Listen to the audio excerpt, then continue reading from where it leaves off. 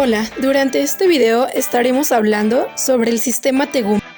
La piel es el órgano más grande de nuestro cuerpo. También es el sistema más fácil de examinar y el más expuesto a infecciones, enfermedades y lesiones. Debido a su ubicación, es más vulnerable a lesiones por traumatismo, luz solar, microbios y contaminación ambiental, pero tiene características que la protegen de estos daños.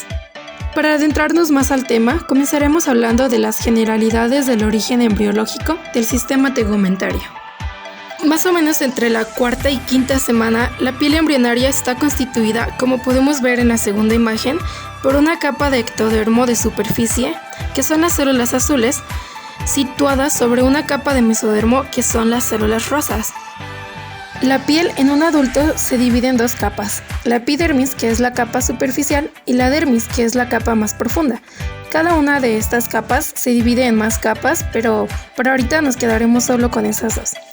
La epidermis va a derivar del ectodermo y la dermis deriva del mesénquima. Esta es la parte del tejido conectivo embrionario que deriva del mesodermo. Continuando con la capa más superficial. La epidermis tiene un primordio que se forma a partir de esa capa única de células del ectodermo.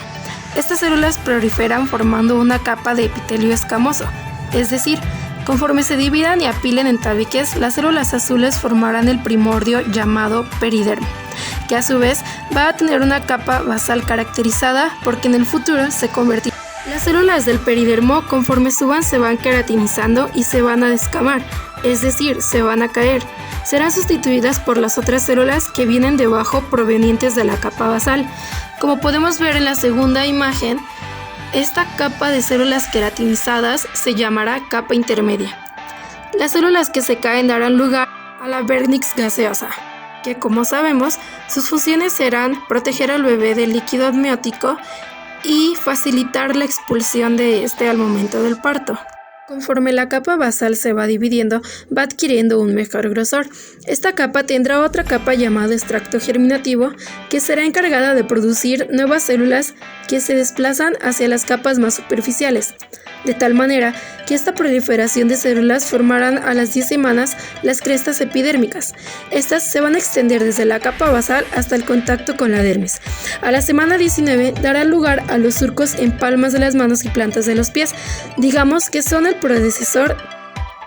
También a partir del estrato germinativo, durante la semana 11, sus células formarán la capa intermedia.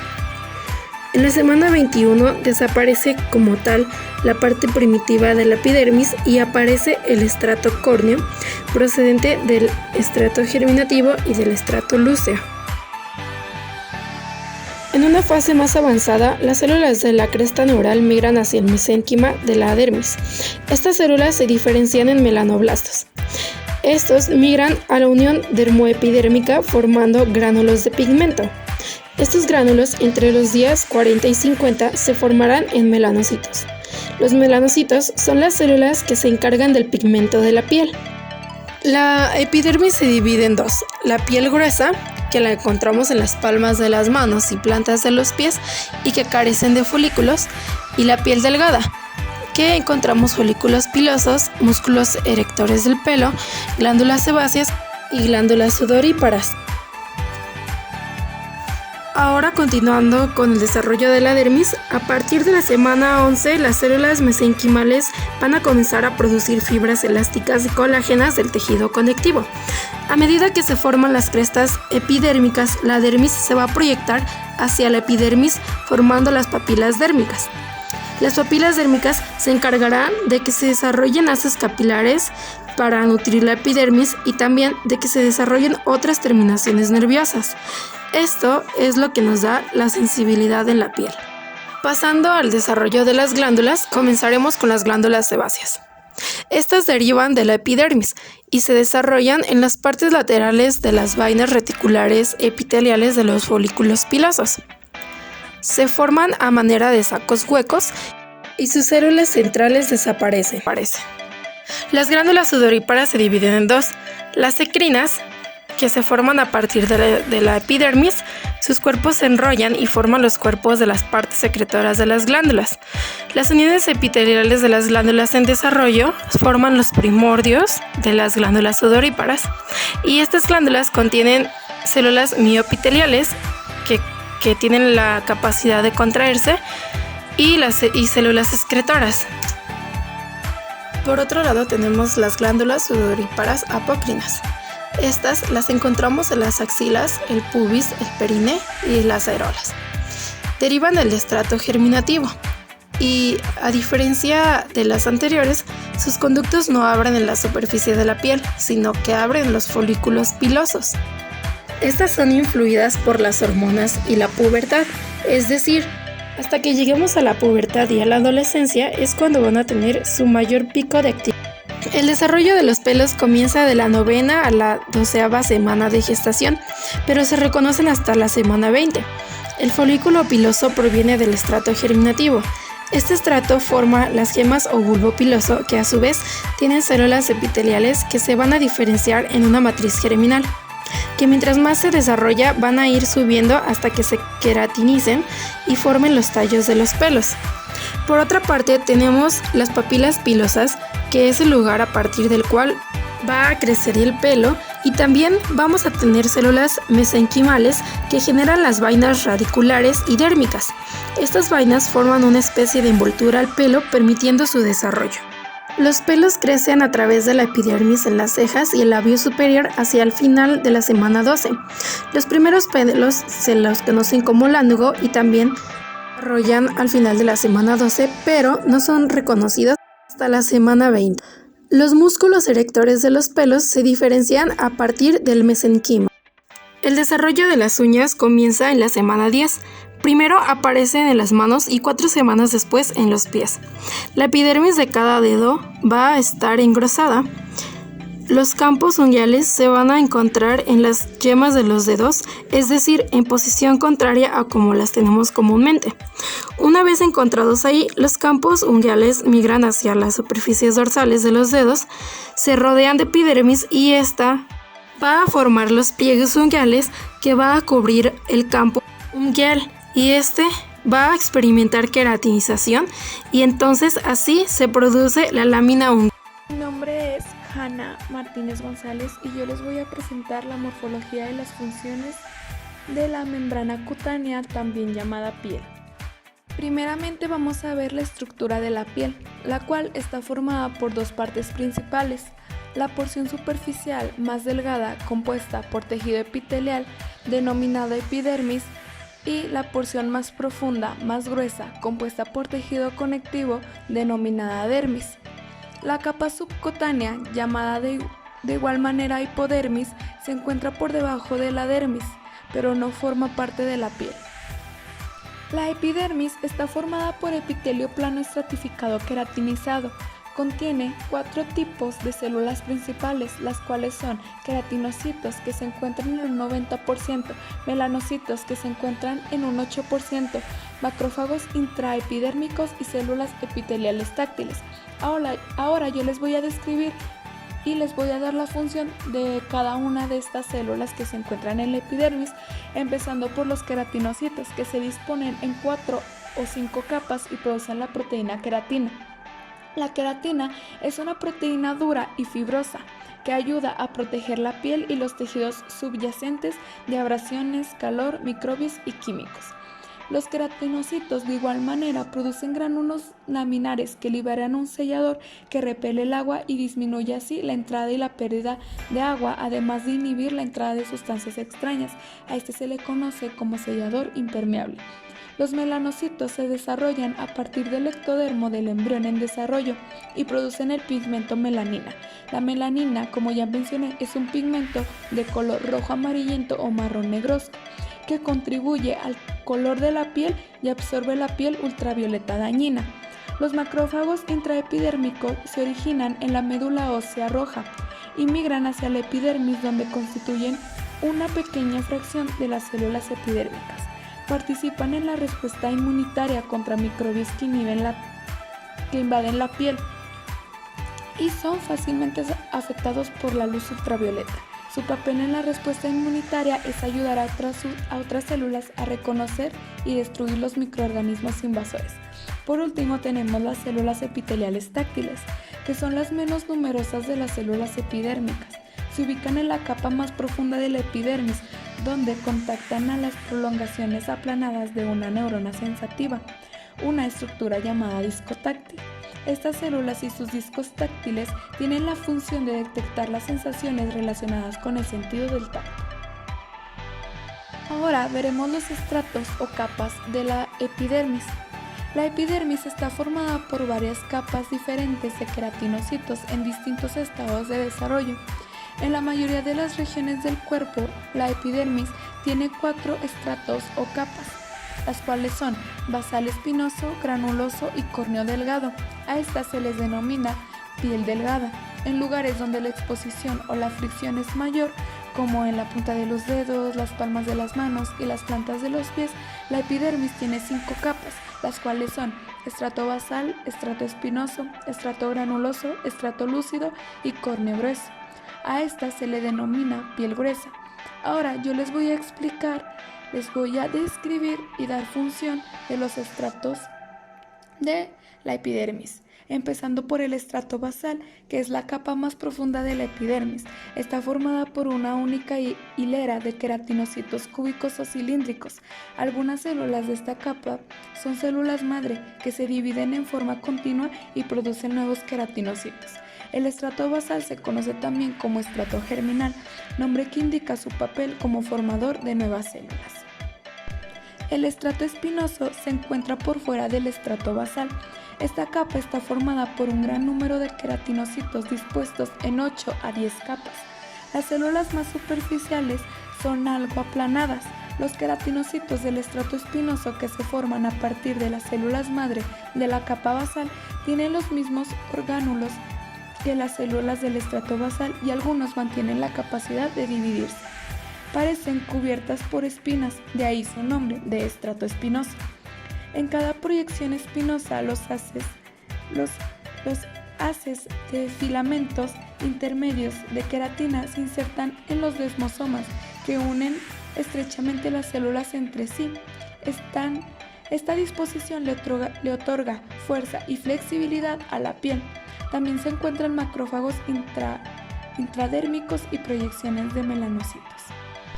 El estrato granuloso se encuentra en la parte central de la epidermis.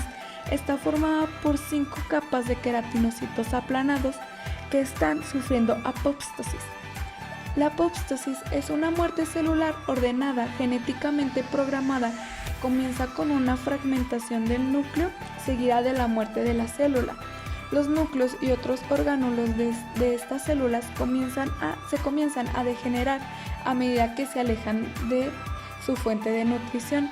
Una característica distintiva de las células de esta capa es la presencia de los gránulos de una proteína llamada queratohialina, que se tiñe de color oscuro.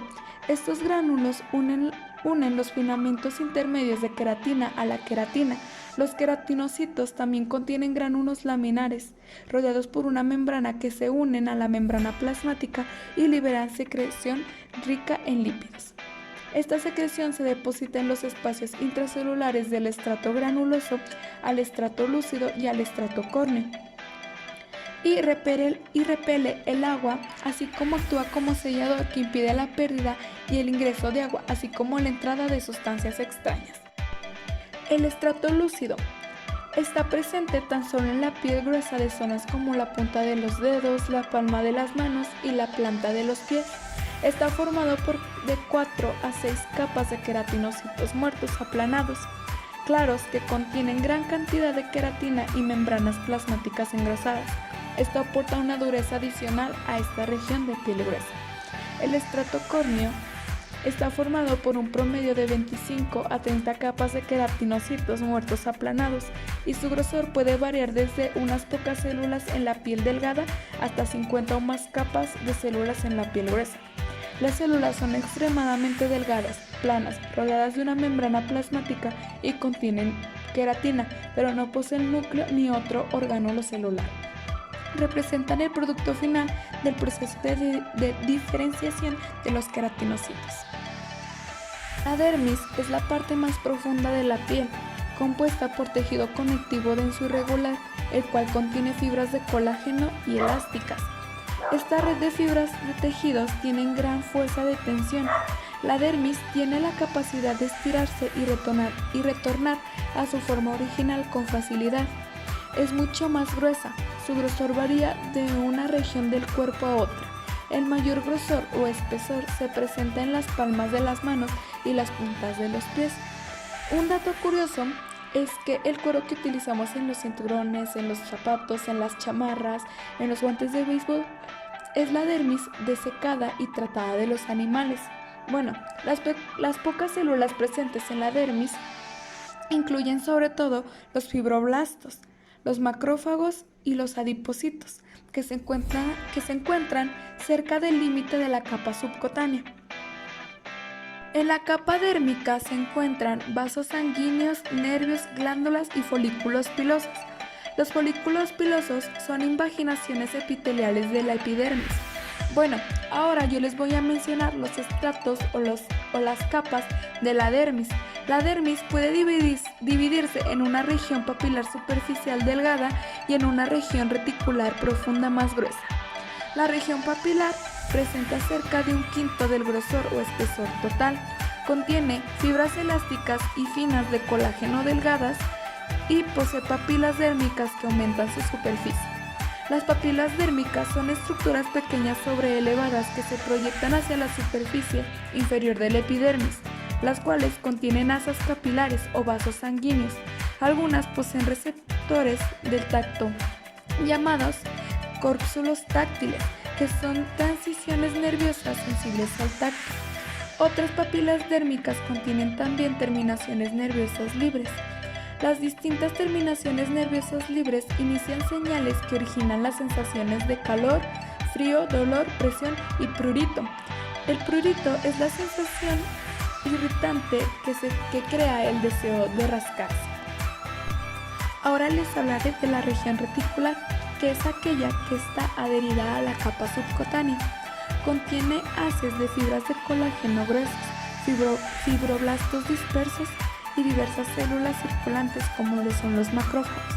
En la parte más profunda de esta capa pueden encontrarse algunas células adiposas junto a algunas fibras elásticas gruesas. Las fibras de colágeno de la región reticular están dispuestas en forma de red y tienen una disposición más regular que las que se encuentran en la región papilar. La orientación más regular de las fibras de colágeno ayuda a la piel a resistir el estiramiento. El espacio entre las fibras está ocupado por vasos sanguíneos, nervios, folículos pilosos y glándulas sebáceas y sudoríparas. La combinación de fibras de colágeno y fibras elásticas en la región reticular brinda a la piel su fuerza, su extensibilidad, la capacidad de estirarse y la elasticidad, que es la capacidad de retornar a su forma original luego del estiramiento. La extensibilidad de la piel puede verse alrededor de las articulaciones, en mujeres embarazadas o en personas muy obesas. Aquí les estoy hablando de las estrías. Bueno, ahora les hablaré un poco de la capa subcutánea. La capa subcutánea, también llamada hipodermis, se encuentra por debajo de la dermis, pero no forma parte de la piel. Une a la dermis a la fascia subyacente y es formada por tejido areolar y adiposo. Por último, tenemos las funciones de la piel, que una de las principales es la termorregulación, la cual es la regulación homeostática de la temperatura corporal. La piel contribuye a la termorregulación de dos maneras: liberando el sudor en su superficie y ajustando el flujo sanguíneo en la dermis. En una respuesta a una alta temperatura ambiental o al calor producido por el ejercicio, las glándulas sudoríparas encrinas aumentan la producción de sudor. La evaporación del sudor de la superficie cutánea ayuda a disminuir la temperatura corporal.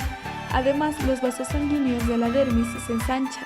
En consecuencia, fluye mayor cantidad de sangre a través de la dermis, lo que aumenta la pérdida de calor corporal. En respuesta a una baja temperatura ambiental, disminuye la producción de sudor en las glándulas sudoríparas encrinas, lo que ayuda a conservar el calor. Los vasos sanguíneos de la dermis se contraen o se ensanchan, lo que disminuye el flujo sanguíneo a través de la piel y la pérdida de calor corporal. Las contracciones de los músculos esqueléticos generan calor corporal. También tenemos como función el reservorio corporal o almacenamiento de sangre. en la cual la dermis alberga una extensa red de vasos sanguíneos que transportan del 8 al 10% de flujo sanguíneo total en el adulto en reposo. Por este motivo, la piel actúa como un reservorio de sangre. También tenemos la protección, en el cual pudimos ver alrededor de la exposición que la piel brinda protección de diversas maneras, como por ejemplo, la queratina protege los tejidos subyacentes de microbios, abrasión, calor y químicos, o también que los queratinocitos estrechamente entrelazados resisten la invasión de microorganismos. También tenemos la sensibilidad cutánea, la cual es la sensibilidad originada en la piel e incluye las sensaciones táctiles, como por ejemplo tacto, presión, vibración y cosquilleo, y las térmicas como el calor y el frío. Otra sensación cutánea es el dolor, que indica un daño inmediato presente. También tenemos la excreción y la absorción, en la cual la piel cumple un pequeño papel en la excreción y en la eliminación de sustancias del cuerpo, y en la absorción en la entrada de sustancias del medio externo a las células del cuerpo. Bueno, esto sería todo por mi parte en la morfología y las funciones de la piel. Gracias por su atención.